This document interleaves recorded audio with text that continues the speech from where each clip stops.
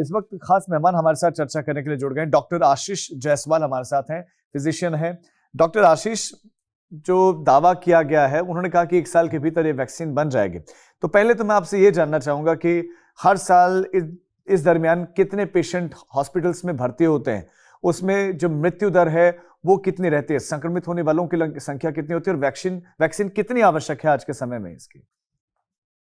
देखिए, सबसे पहले 3-4 क्वेश्चन आपके हैं, एक-एक करके सबसे पहले हम इनका जवाब देने की कोशिश करते हैं। जब भी बरसात के बाद जब भी ये वेक्टर बॉर्न डिजीज है, मॉस्किटो में जो वायरस है वो स्प्रेड करके मॉस्किटो बाइट करता है और ये बीमारी होती है। केवल हमारा ही देश संक्रमित नहीं होता, इस दौरान विश्व के कम से कम 110 देशों में ये बीमारी एंडेमिक रूप से पाई जाती है और हमसे ज्यादा बुरी हालत अफ्रीका कंट्री की है, जहाँ पे तो मोर्टेलिटी रेट बहुत ज्यादा होता है। अगर हम एक-एक करके अगर हम डेंगू की बात करते हैं, तो डेंगू जब ये सीजन इस वेदर के बाद बरसात के जब डेंगू बढ़ता है, तो पूरे अस्पतालों में केवल डेंगू के ही मरीज रहते हैं। इतने ज्यादा केसेस डेंगू के बढ़ जाते हैं, जिसके कारण बहुत ज्यादा जो हमारा हेल्थ सिस्टम है, उसे बहुत ज्यादा असर पड़ता है और ऐसे कंडीशंस के लिए हमको वैक्सीन ही एक ऐसा एकमात्र सॉल्यूशन है, जो कि हमको इससे बचा जा सकता है। इंपॉर्टेंट क्वेश्चन आपने पूछा कि मोर्टेलिटी क्या होती है? तो अगर हम मान के चले, अगर कोई डेंगू का पेशेंट अगर हम ठीक ना करें तो 1% चांस की मोर्टेलिटी, हर 100 में से एक पेशेंट की डेथ हो सकती है डेंगू में। और अगर हम ये बात करें कि कितनी सिवियर हो सकते हैं, तो तकरीबन 20% लोग जिनको डेंगू होता है वो कॉम्प्लिकेटेड या सिवियर डेंगू होते हैं, जिनको कुछ ना कुछ एलिमेंट के कारण अस्पताल में एडमिट होकर अपना इलाज करना होता है, जिसके कारण बहुत बड़ा बर्डन हेल्थ सिस्टम या हॉस्पिटल पे पड़ता है। वैक्सीन की जहां तक बात है, 2 अलग बीमारियां हैं, डेंगू और मलेरिया। तो जो डेंगू की जो वैक्सीन है, जो अभी कली सर ने बोला है कि 2024 में हम लोग ले आएंगे और 2026 में हम लोग इसको स्टार्ट कर देंगे लोगों को लगाना, अगर सारा का सारा जो पोस्ट सर्विलेंस हमारा सब सही रहा। अगर हम मलेरिया की बात करें, तो जो हमारी सीरम इंस्टीट्यूट है, ये एक कंपनी जो कि अपनी यूके की कंपनी, उसके साथ घाना में हमने वैक्सीन लगाना चालू भी कर दिया है मलेरिया के लिए, और जिसके प्रिलिमिनरी रिजल्ट्स आ गए हैं, जो कि बहुत अच्छे दिख रहे हैं। यानी हमें ऐसा लगता है 1-2 सालों में हम इस प्रॉब्लम पे निजात पा सकेंगे। पर उससे भी एक इम्पोर्टेंट क्या है, हम एक बात पढ़ते थे कि prevention is better than cure, और ये जो बीमारियां हैं इनमें यही प्रिवेंशन बहुत इंपॉर्टेंट है। अगर हम इतने सालों से देख रहे हैं कि ये होना ही होना है, अगर हम इसी को थोड़ा पहले ही ध्यान दे दें, अगर हम बरसात के बाद पानी को इकट्ठा होना होना दें, जितने भी जो भी मेजर्स हैं, पानी को इकट्ठा ना होने दें, पूल पे पानी ना करें, आसपास पानी को इकट्ठा ना होने दें, हम जो मॉस्किटो नेट्स का यूज करें, मॉस्किटो रेपेलेंट लगाएं, इंसेक्टिसाइड लगाएं, फॉगिंग करें, ये सब काम सारे होते हैं, ऐसा नहीं कि हो नहीं रहे, होते हैं। तभी हम देख रहे हैं कि अब डेंगू बहुत कम हो गया, मलेरिया बहुत कम हो गया है। फिर भी अभी तक जितना होना चाहिए, जिस लेवल पे हमको काम करना चाहिए, वो हम लोग इस लेवल पे काम नहीं कर पा रहे हैं। अगर हम इसको प्रिवेंट कर लें अच्छे से, और अगर हम इसको इनिशियली मौके पर अगर इसको हम भाप जाए ये बीमारी हो रही है और उसका हम तुरंत इलाज करना चालू कर दें, तब भी इस बीमारी में जो हॉस्पिटल एडमिशन है उसमें भी कमी आ सकती तो है। सर, अभी अगर वैक्सीन इसकी नहीं है अवेलेबल, तो ट्रीटमेंट कैसे होता है? देखिए, ये एक वायरल बॉर्न डिजीज है, तो इसका जो ट्रीटमेंट, बहुत इसमें एंटीबायोटिक्स का कोई बहुत रोल होता नहीं ना, हमें इसमें इसको हमें समझना पड़ेगा कि फेजेस क्या होते हैं। तो डेंगू के 3 फेजेस होते हैं मेन। सबसे पहला फीवर जो कि हर एक वायरल में होता है, जिसमें हम लोगों को हेडेक होना, बुरों के अंदर में पेन होना, मसल्स और जॉइंट में बहुत ज्यादा पेन होता है, जिसको हम लोग बोन ब्रेकिंग फीवर बोलते हैं। फीवर आता है, चिल्स फीवर आता है, पेन होता है। पर ये जो पहला फेज है, ये सेम फेज मलेरिया में भी मिल सकता है, सेम फेज चिकनगुनिया में भी मिल सकता है, तो इनको डिफरेंशिएट कर पाना बहुत मुश्किल है। तो हम इसके लिए जब भी ऐसे कोई पेशेंट्स आते हैं जिनको 1 या 2 दिन हो चुका होता है, 2 या 3 दिन के बाद हम इसके लिए कुछ टेस्ट हैं, जो कि एंटीजन के टेस्ट है, एंटीबॉडी के टेस्ट है, हम लोग वो कराते हैं इसके अंदर। इसके बाद जो सेकंड फेज आता है, सेकंड फेज में फीवर खत्म हो जाता है, मगर प्लेटलेट्स का फॉल होना चालू हो जाता है डेंगू के अंदर, या मलेरिया के केसेस में लिवर का इन्वॉल्व होना चालू हो जाता है। तो जो ये सेकंड फेज है, सेकंड फेज में हमें पेशेंट्स को थोड़ा ध्यान रखना चाहिए, क्योंकि यही वो फेज है जिसके अंदर 5% लोग कॉम्प्लिकेट हो सकते हैं, जिनको आईसीयू की भी जरूरत पड़ सकती है। यही वो फेज है जिससे 20% लोग अस्पताल में जा सकते हैं।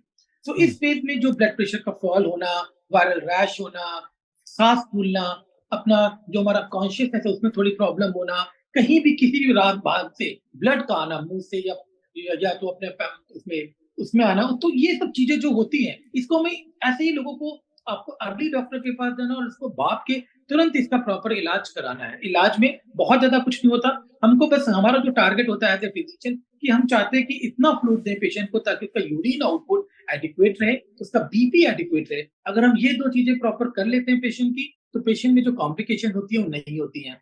आजकल हम लोग देख रहे हैं कि सब लोग प्लेटलेट ट्रांसफ्यूजन की बात करते हैं। एक क्रिटिकल थ्रेशोल्ड है हर एक से, कई अस्पतालों की गाइडलाइन है, कोई 20,000 पे हम्म करता है, कोई 10,000 पे करता है। तो हमें इतनी गाइडलाइन पे स्टिक होना चाहिए। और अगर जरूरत है कहीं से ब्लीडिंग हो रही हो या कोई एट रिस्क पेशेंट हो या कोई कॉम्प्लिकेशन हो रही हो, ऐसे केसेस में हम लोग को प्लेटलेट भी जी चलानी पड़ती है। डॉक्टर आशीष, हमारे देश में डेंगू के लिए, मलेरिया के लिए लोगों को एक लंबे समय से जागरूक किया जा रहा है। मुझे लगता है कि एक बड़ी आबादी को अब पता है कि हमें अच्छा मच्छर नहीं पनपने देने हैं, हमें घर के आसपास पानी नहीं इकट्ठा होना देना है। अच्छा जगह जगह पर हमने जो करवाया जाता है, जो है दवाइयां छिड़की जाती हैं, वो सब होता है। लेकिन उसके बाद भी ऐसा इंटेंशनली नहीं होता है, दूर दूर से मच्छर उड़कर नालियां खुली हुई जगह जगह फिर वो मच्छर आ जाते हैं। अब घर बैठे अगर कोई घरेलू नुस्खा आप बता दें कि लोगों को अस्पतालों के चक्कर ना काटने पड़े और घर पर ही वो ठीक हो सकते हैं, वो आप कुछ बताना चाहेंगे कि घर पर वो क्या प्रिकॉशंस लें?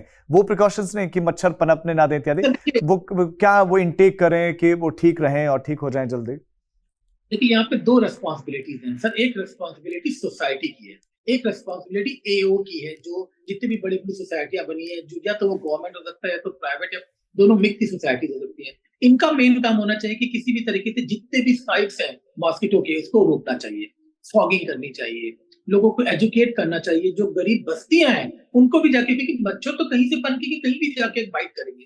तो जो ये बस्तियां हैं उनमें भी जो जहां लोग रह रहे हैं, जो लो लाइंग एरिया जहाँ पानी इकट्ठा रहता है, वहां पे जाके ये सोशल रिफॉर्म है, सोसाइटी को करना पड़ेगा।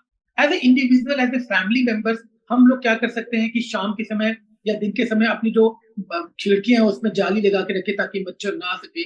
घर के अंदर अपना जो रेपेलेंट्स है, आजकल तो स्किन में जो रेपेलेंट हम लोग कपड़ों पे चिपकाते हैं, ऐसे मॉस्किटो रेपेलेंट हो गए, क्रीम्स आती हैं जिससे हम अपने मॉस्किटो बाइट्स को हम बचा सकते हैं। और पूरे पूरे कपड़े पहने। आपको पता है जो डेंगू का जो वायरस है वो डे बाइटर है, वो दिन में खाता है।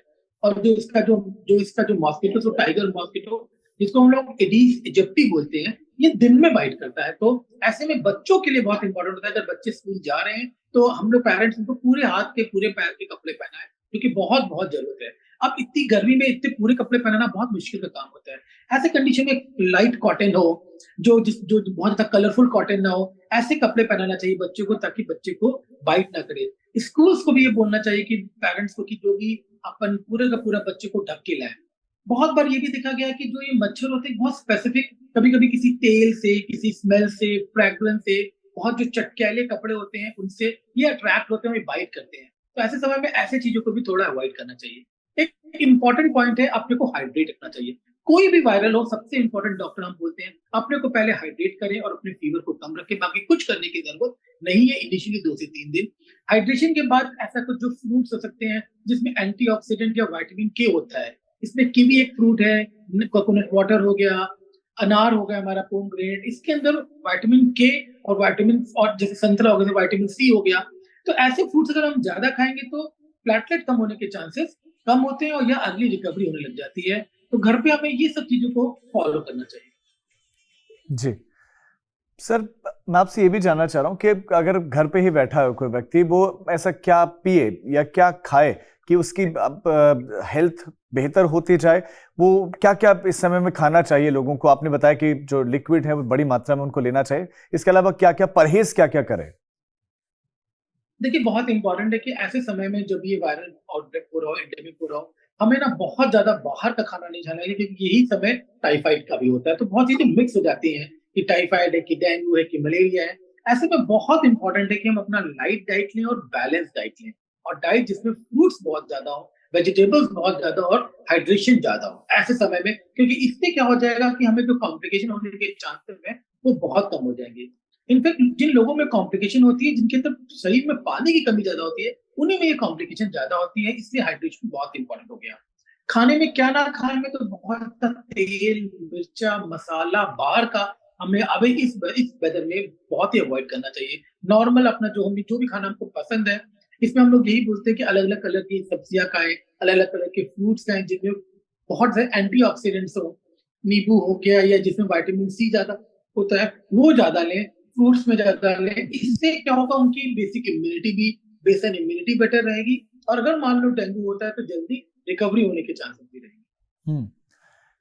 अब वैक्सीन की एक बार फिर से बात कर लेते हैं कि अब एक ये खुशखबरी ही कहें कि सीरम इंस्टीट्यूट की तरफ से ऐलान किया गया कि साल भर में हमारे पास इसकी वैक्सीन भी आ जाएगी और शायद फिर अगर कोई बीमार पड़ता है तो उसका तुरंत इलाज भी हो जाएगा।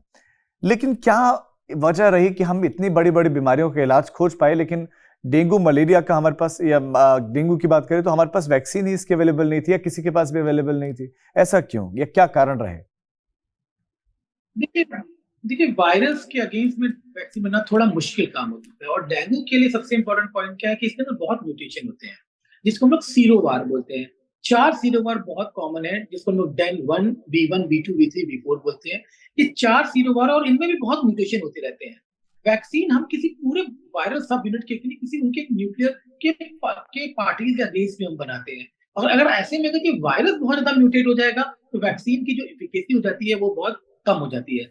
आपने सुना होगा कि किसी ने बोला मुझे तो पहले भी डेंगू हुआ था, मुझे फिर से डेंगू हो गया, क्योंकि डेंगू की इम्यूनिटी परसिस्ट करती है 2-3 साल तक। तो क्या होता है, अलग तरीके का सीरोवार का इन्फेक्शन होता है, जिसके कारण हमें पहले बॉडी में उसकी इम्यूनिटी नहीं होती है।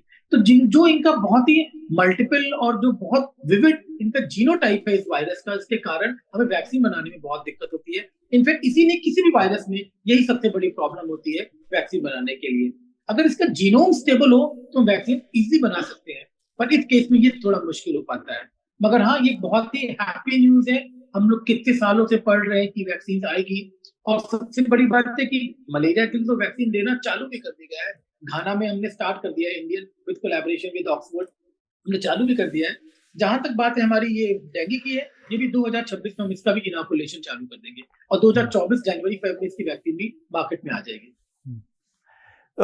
ये डेंगू मलेरिया, मच्छरों से फैलने वाली जो बीमारियां हैं, क्या आपको कारण लगता है कि इंडिया में अब तक हम जो है जो गंदगी है, क्या इसको आप एक बड़ा कारण मानते हैं? आम आदमी जाग भी क्या होगा, अपने घर के आसपास में वो गंदगी नहीं करता। अब तो हाई राइज बिल्डिंग्स भी हैं, बाहर व्यक्ति अपने घर के आसपास सफाई रखते हैं, स्वच्छता को लेकर जागरूक हुआ है। लेकिन क्या आप मानते हैं कि जो सरकारी या प्रशासनिक तौर पर जो कार्य होने चाहिए हमारे देश में स्वच्छता को लेकर, साफ सफाई को लेकर, वो नहीं हुए हैं? नाले अभी भी खुले हैं, उनके ऊपर कवर्ड नहीं है वो, और इजीली वो जगह अवेलेबल है जहां पर ये एडिस इजिप्टी जिसकी आप बात कर रहे थे, मच्छर की, वो पनपता है। एकदम सही बोला आपने। हम लोग बहुत करते हैं, ऐसा नहीं कि काम नहीं कर रहे हैं, हम लोग बहुत कर रहे हैं। आप देखिए कितना आपके माध्यम से, रेडियो के माध्यम से, टीवी के माध्यम से जागरूकता भी फैलाई जा रही है। और एक बहुत इंपॉर्टेंट बात है कि रिसेप्टिव आदमी कौन है। अगर हम ही लोग जैसे रिसेप्टिव हैं, या जो लोअर इकोनॉमिक लोग हैं, वो अगर उनको भी हम सारी बातें, उनको ये सारी बातें सबको एक साथ समझ में आएगी, तभी इस प्रॉब्लम का इलाज हो पाएगा। भाई मच्छर अगर किसी ऐसी लो लाइंग एरिया में कर रहा है जहां पे कोई आदमी का कंट्रोल नहीं है, तो मच्छर तो वहां से बनेगा ही बनेगा। बरसात में बहुत जगह पानी इकट्ठा होता है, जितनी भी खाली फील्ड है उसमें पानी इकट्ठा रहता है, उसमें 1 या 2 ड्रॉप केरोसिन की डालने से सारे के सारे लार्वा मर जाते हैं। तो अगर ये सब भी जो थोड़ा बहुत काम है, इसको और स्ट्रेंथन करना पड़ेगा। जैसा आपने भी बोला, कहीं तो अभी लैकुना है जो कि 100% नहीं हो पाया है।